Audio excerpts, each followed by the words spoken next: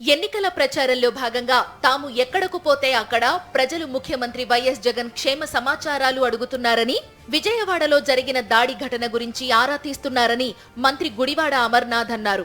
ముఖ్యమంత్రి వైఎస్ జగన్ ను జాగ్రత్తగా చూసుకోవాలని కోరుతున్నారని ప్రజాభిమానం గురించి వివరించారు.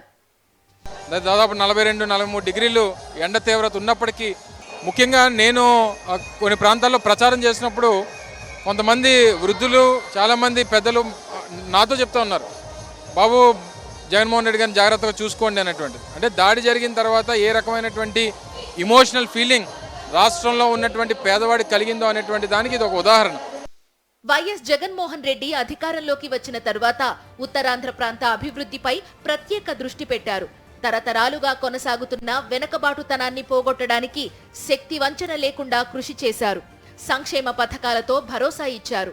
గతంలో ఎన్నడూ లేని విధంగా ప్రశాంత వాతావరణాన్ని కల్పిస్తూ అభ్యుదయంతో కూడిన ప్రగతి బాటల్ని వేశారు. మౌలిక సదుపాయాల కల్పన కనీవిని ఎరుగని విధంగా చేయడంతో నేడు విశాఖపట్నం అంతర్జాతీయ స్థాయిలో ప్రశంసలు పొందుతోంది.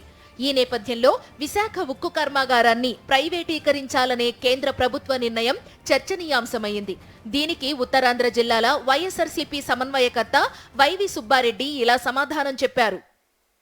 గత 3 సంవత్సరాల నుంచి విశాఖ స్టీల్ ప్లాంట్ ప్రైవేటీకరణకి ఎప్పుడైతే ఆజ్యం పోసి బీజేపీ ప్రభుత్వం కార్యక్రమాలు మొదలుపెట్టిందో ఆ రోజు నుంచి కూడా మా గౌరవ ముఖ్యమంత్రి గారి నాయకత్వంలో విశాఖ స్టీల్ ప్లాంట్ కాపాడుకోవటంలో మాత్రం మేము ఎటువంటి కాంప్రమైజ్ కాము.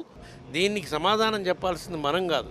ఎందుకంటే ఏ పార్టీ అయితే కేంద్రంలో అధికారంలో ఉందో బీజేపీ పార్టీ, ఆ పార్టీ స్టీల్ ప్లాంట్ని జాతీయ చేయడానికి కార్యక్రమం మొదలుపెట్టింది. అటువంటి పార్టీతో చంద్రబాబు నాయుడు ఇప్పుడు పోయి చేతులు కలుపుతున్నాడంటే, చంద్రబాబు నాయుడు, టీడీపీ, జనసేన ఇద్దరు కలుస్తున్నారంటే వాళ్ళకి స్టీల్ ప్లాంట్ పైన ఏ విధమైన స్టాండ్ ఉంది అంటే, స్టీల్ ప్లాంట్ ప్రైవేటీకరణకి వాళ్ళు రెడీ సిద్ధమేనా అని చెప్పటమే కదా.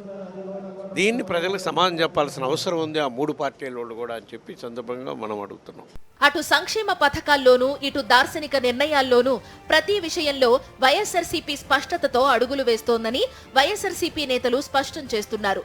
దాని ఫలితంగానే అన్ని ప్రాంతాల ప్రజల నుంచి బస్సు యాత్రకు అంచనాలకు మించి మద్దతు లభిస్తోందని విశ్లేషిస్తున్నారు.